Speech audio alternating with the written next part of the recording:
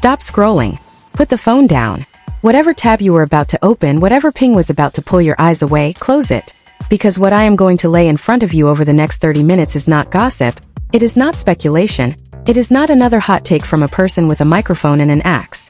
This is a rebuild, 4 days of source calls, 3 rounds of legal review, and 1 very quiet cross-check with people who worked inside a building on the west side of Lower Manhattan for the better part of a decade. And it all comes back to one object.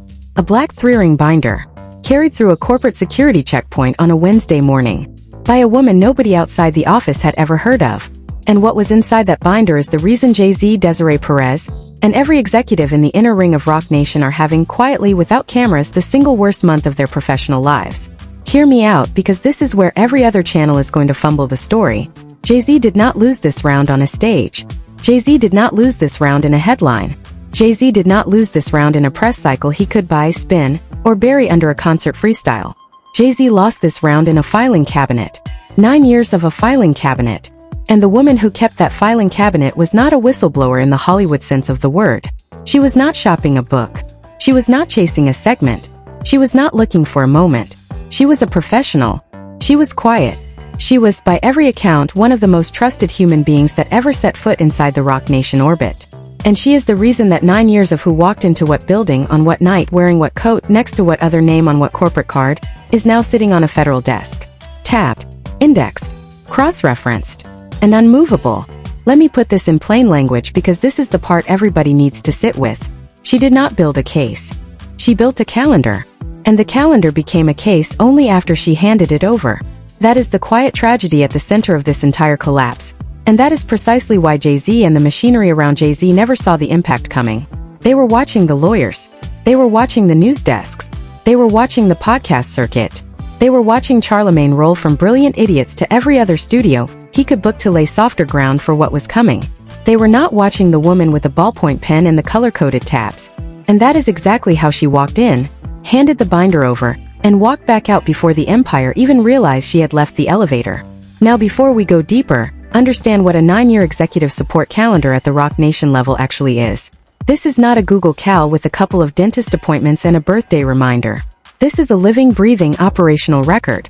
Every scheduled meeting, every ad hoc meeting that got shoved in at the last second, every flight, every hotel, every car service, every guest who was on the sheet, every guest who was not on the sheet but walked in anyway, every address, including the private ones that never appeared in a single press release, every corporate charge that got tied back to a specific line on that calendar, every email chain, every phone log, every message trail that got clipped to a specific entry so the assistant could reconstruct the day later if anybody in the office ever needed her to.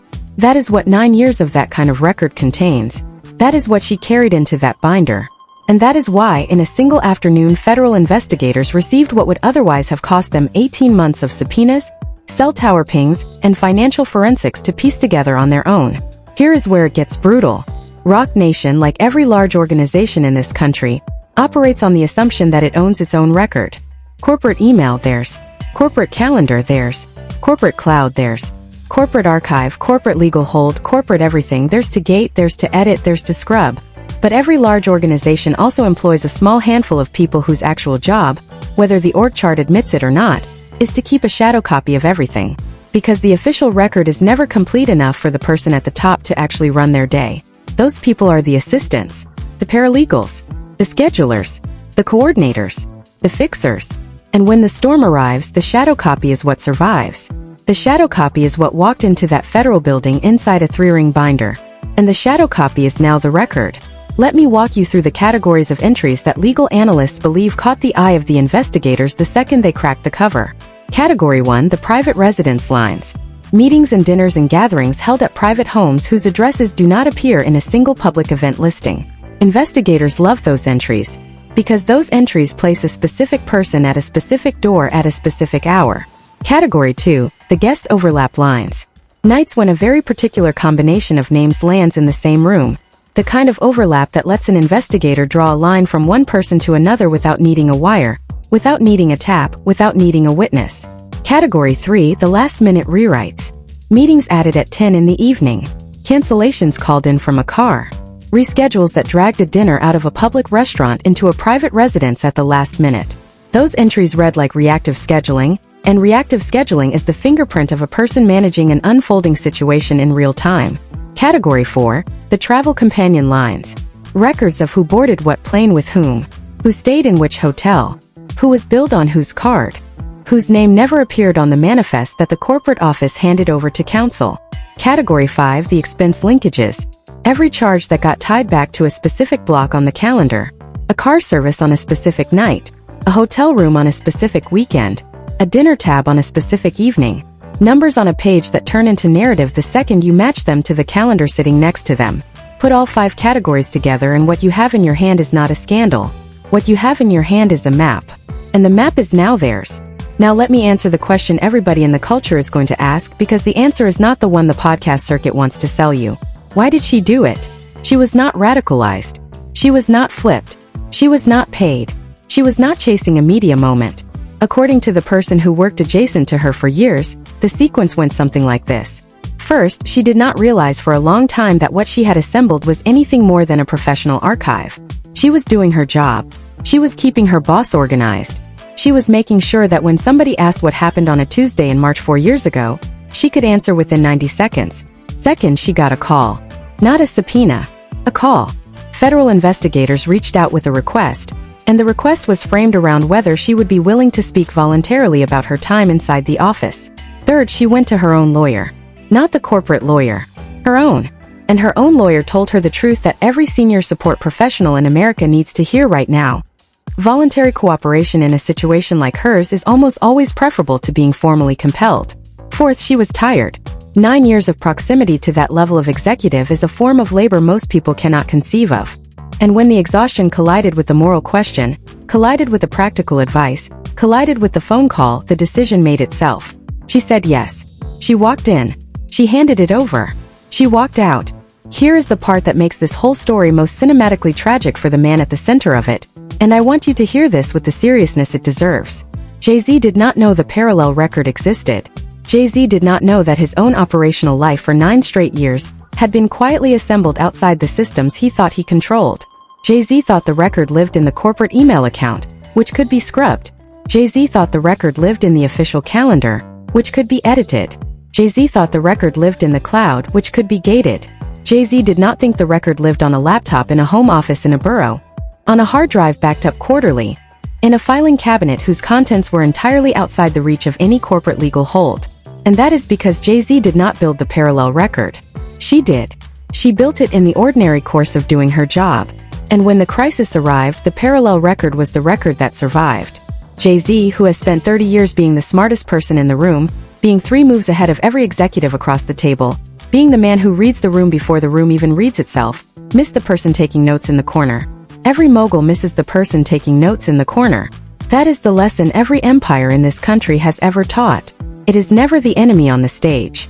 It is the professional in the chair by the door. And that brings us to Charlamagne, because you did not think we were going to get through this without Charlamagne, did you? Understand something about the last 3 weeks. Charlamagne has been on a press run. Brilliant idiots. Panels. Interview desks. Podcast rooms. Every microphone Charlamagne could find, Charlamagne has been in front of. And on every one of those platforms Charlamagne has been trying, without saying it directly, to soften the public ground around Roc Nation. Reframe Colin Kaepernick as a man who took a settlement and moved on. Reframe Jay-Z as a man who tried to help. Reframe the boycott conversation as one the culture has aged past. Reframe the whole narrative in a direction that just so happens to line up perfectly with the narrative Jay-Z himself is pushing from a stadium stage in front of a crowd clapping on cue. And here is where the binder connects to the podcast circuit, because this is the part nobody has stitched together yet. Charlamagne is not just a friendly commentator. Charlamagne, according to public filings that surfaced during the failed Times Square casino bid, was tied to Roc Nation in an official capacity. Business partner, affiliate, contractor, employee, however you want to phrase it. The paperwork put his name on the paperwork. That is not a rumor. That is a document. And when a man tied to Roc Nation on paper spends 3 straight weeks defending Roc Nation on air, the culture is entitled to notice. Academics noticed. Van Lathan noticed. Nessa noticed a long time ago. Now everybody is noticing at once. And the reason everybody is noticing at once is because the binder changed the temperature of the whole room. Then in the middle of all of this, Jay-Z decides, on a concert stage of all places, to laugh at Black Twitter. To laugh at boycott organizers. To laugh at the very people who drag Target to its knees. To stand in front of a stadium and tell the crowd that Meta owns Instagram and Google owns YouTube, as if that were some kind of gotcha. Understand how badly the room was read in that moment. This is a billionaire. This is the husband of Beyoncé. This is the father of Blue Ivy. This is a man with more capital, more cultural real estate, more equity and more industries than every person he was mocking combined. And he stood on that stage and used that platform to shame a community for exercising the one form of leverage that community actually holds, where it chooses to spend its dollar and where it chooses to post its coordination. You do not get to be a billionaire and then mock a boycott. You do not get to sit in a room with Roger Goodell and tell Colin Kaepernick from a distance that we are past kneeling. You do not get to sign a 5-year $25 million arrangement to help the NFL move past the very protests that put you on that stage. You do not get to dispatch Charlamagne on a press run to launder the story afterward. You do not get to do all of that and then be surprised when the woman keeping your calendar for 9 years decides, on the advice of her own lawyer, that voluntary cooperation is the smarter option. Now let me tell you what the people inside that inner circle are asking each other this week, because this is the part nobody on the surface has been willing to say out loud. The binder is not just a threat to Jay-Z. The binder is a threat to every party whose name appears anywhere inside 9 years of scheduled meetings, ad hoc meetings, private residence appointments, travel companion logs, and expense linkages. That is a very long list. That list includes executives. That list includes performers. That list includes politicians. That list includes owners. That list includes at least one former television-adjacent commentator, whose name has already been mentioned in filings the general public has not yet read. And every single person on that list is now, whether they realize it yet or not, being cross-referenced against every other name in the binder. That is why the phone calls are starting. That is why the quiet retainer of new attorneys is happening. That is why a certain executive took a very sudden one-way flight in the last week, and the mainstream press hasn't figured out how to cover it yet. That is why Charlemagne is on a press run. That is why Jay-Z is on a concert stage yelling at Twitter activists. That is why Desiree Perez is being very carefully quoted in very carefully placed profile pieces about corporate culture and 30 years of loyalty. These are not separate events. These are the visible outputs of a single invisible pressure. The pressure is the binder. The binder is the pressure. And every move the empire is making right now is a move being made in reaction to what is inside it. You cannot tell this story without telling the Colin Kaepernick layer. Colin Kaepernick sued the NFL for what his lawyers argued was collusion. The NFL, rather than face open court, chose to settle. That settlement was not hush money. Repeat after me, that settlement was not hush money. That settlement was the price the league agreed to pay to keep the collusion argument from becoming a public trial. Non-disparagement clauses are standard in that kind of resolution. And non-disparagement clauses are the exact reason Colin Kaepernick cannot stand on a stage right now and correct the record while Jay-Z stands on a different stage and rewrites it in real time in front of a paying audience. That is not a debate. That is a coward's arithmetic. You do not attack a man from a stage when you know the terms of his own settlement stop him from answering. You do not deploy Charlemagne on a press run to reframe him as a man who took the money and walked. You do not weaponize an entire media apparatus, friendly commentators, adjacent podcasters, paid affiliates, to launder a narrative that will not survive open scrutiny. And you certainly do not do all of that in the exact same month a 9-year record of your own movements has just been handed to a federal building whose staff has no incentive whatsoever to keep any of it quiet. Watch what happens over the next 90 days. First, watch for the executive whose sudden one-way flight has been quietly noted by the industry to become the subject of a formal filing or a formal proceeding. That flight was not a vacation. That flight was a decision, and the decision will surface.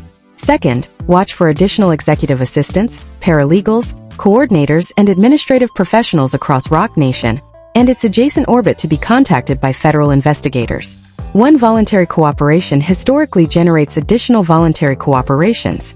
The first person through the door gives every person behind her the psychological permission to follow. Third, watch for a very carefully worded public statement from Roc Nation about internal governance, records management, or corporate ethics. That statement will land as routine corporate communication. It will not be routine. It will be a response to the operational exposure the binder has created.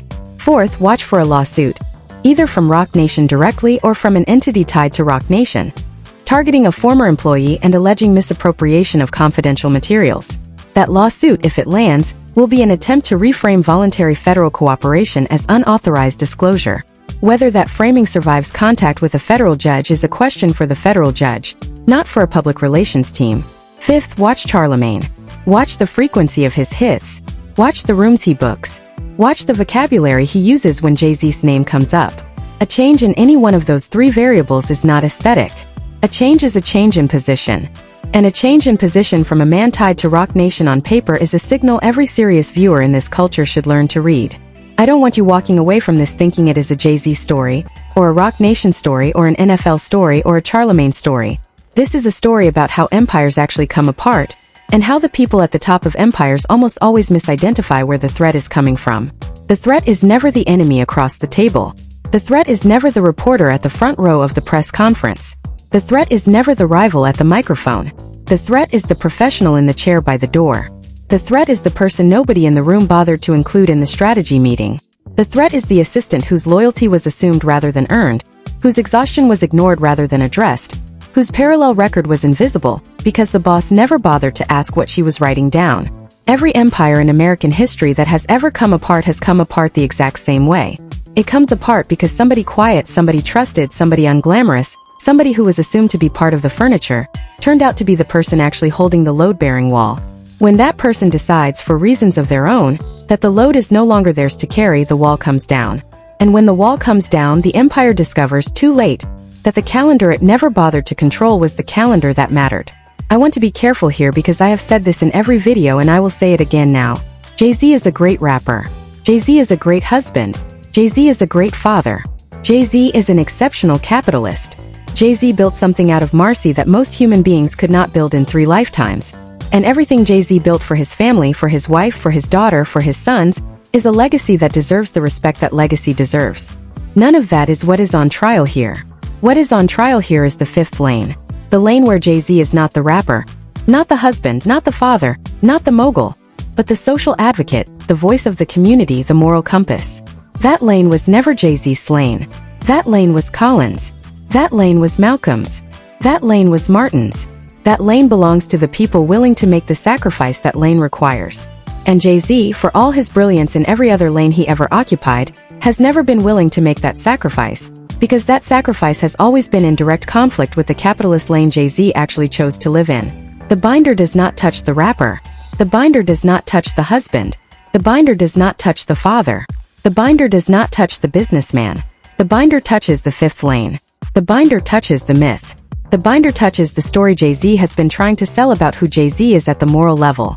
And the binder, simply by existing inside a federal building, quietly rewrites that story in a way no press run, no concert speech, no Charlemagne appearance, and no carefully placed profile piece can unrewrite. That is what the binder actually costs him. Not the money, not the marriage, not the family, the story. And for a man like Jay-Z, whose entire second act has been built on the story, that is a price the money cannot pay. So here's what I would tell you to do with all of this. First, watch the language. Watch how Roc Nation adjacent voices talk about Colin Kaepernick over the next 30 days. If the vocabulary softens, that is a signal. If it hardens, that is a bigger signal. Second, watch the room. Watch which podcast Charlemagne books, which he skips, which he cancels last minute. The calendar of a man tied to Roc Nation on paper is a calendar you can now read like a stock chart. Third, watch the filings. Not the tweets. Not the concert clips. The filings. The one-page procedural filings that never get reported because they never look like news. Those filings are the pulse of this thing. And fourth, watch the assistants. Because if this story is what my sources say it is, she is not the last one. She is the first one. And the first one always makes it easier for the second one. And the second one always makes it easier for the third one. And by the time the 9th or 10th voluntary cooperation lands, the story is no longer a story. The story is a movement inside a federal building. And the movement writes indictments no empire on this earth can spin, buy, or bury. One more time clean so you can carry it with you. In the next 90 days, look for 1. A formal filing on the executive who took the flight. 2. Additional voluntary cooperation from adjacent administrative professionals. 3. A corporate statement dressed up as routine governance communication. 4. A possible defensive lawsuit targeting a former employee. 5. A shift in Charlemagne's press behavior. 6. A shift in the vocabulary used around Colin Kaepernick by Roc Nation adjacent voices. And 7. Bookmark this one. The emergence of a specific name in a specific filing that connects the binder to a specific room. When that name lands, and it will land, the culture will recognize it immediately, and every other name in that room will start recalculating in public. The binder is in the federal building. The record is complete. The empire has discovered, too late, that the calendars it never bothered to control were the calendars that mattered. The stage speeches are theater. The press runs are theater. The concert freestyles are theater. The paperwork is not theater. The paperwork is the story now. The paperwork is the story going forward. And the paperwork is going to remain the story long after the concert tour ends, and long after the podcast rooms run out of microphones. If you made it to the end of this, drop your prediction in the comments. I am keeping receipts on every guess we make on this channel, and I want to hold each other to those receipts when the timeline finally catches up to where the paperwork already is. Which of the 7 signals do you think lands first? Which name do you think surfaces? Which room? Which night? Which coat? Which car service? Which corporate card? Type it below, timestamp it, and let's watch it together in real time. And remember what I told you at the top. In every empire that has ever fallen in this country, the fall did not begin with a scandal, the fall did not begin with a headline, the fall did not begin with a courtroom. The fall began with a quiet professional keeping the calendar the empire forgot to control. Watch the calendar. Watch the room. Watch the paperwork. That is what I've got for you tonight. See you in the next one.